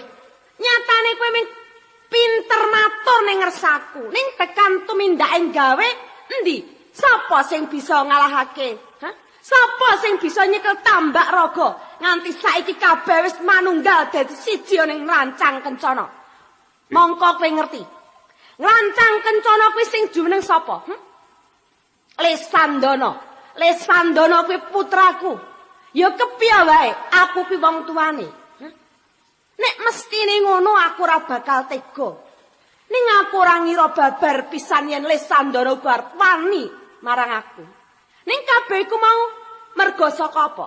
Patrapmu, tumindakmu sing ora kena tak percaya. Aja ting plenggong kaya ngono kuwi, ha? Menika leres dirasake. Wis, nek saiki wis ana kedadean kabeh manunggal dadi siji kaya ngene iki njur. Apa? Kepiye aku kudu tumindak apa Anggararas, ha? Peperangan menika mawa biya. Terus piyambakipun baya saking pundi? Tanjung Anom satunggaling negari ingkang sugih donya brana. Terus kula pitados mboten dangu. Baya saged dipun pigunakaken kangge ngawonaken wontenipun tiyang-tiyang sami mboten setuju. Kuwi mau kabeh ming cukup ning gunem ana ing ngatur. Ning nyatane ora ana buktine.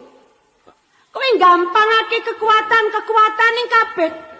Kono padha budidaya piye carane bisa ngragati oleh peperangan. Ning Timbul Kencana kene kowe ora padha mbiyantu marang aku. Ning kowe malah grogoti, kabeh malah tok nggo sak karepmu dhewe ning tumindakmu dharma bektimu marang ratu ana ngendi, ha? Nggih. Menapa kepareng kula majeng wonten ing Pancabakah? Kowe kuwi apa meneh? Iki sapa iki? Kula tumenggo Sang Prabu. Oh. Kok kowe kuwi pangkatmu apa sing ngono? Tiasa pati tiasa layu iki. Anung-anunging kraton Tanjung Anom wiwit rikala semana nganti saiki dadi kraton Timbul Kencana. Ora ana kawusanane, ora ana buktine. Endi? Sing jarene Setya Tuhana ngersaku bakal tansah ngatonake dharma bekti. Ning ana ngendi dharma bektine kuwi, ha? Mboten wonten. Nah. Nek kaya ngene iki wis monggo kabeh mau tak pasrahake marang kowe kabeh, wis ora ana gunane. Risak. Negari dalam risak. Iku kemungatan nyauri. Saiki aku wis ora percaya marang kowe kabeh.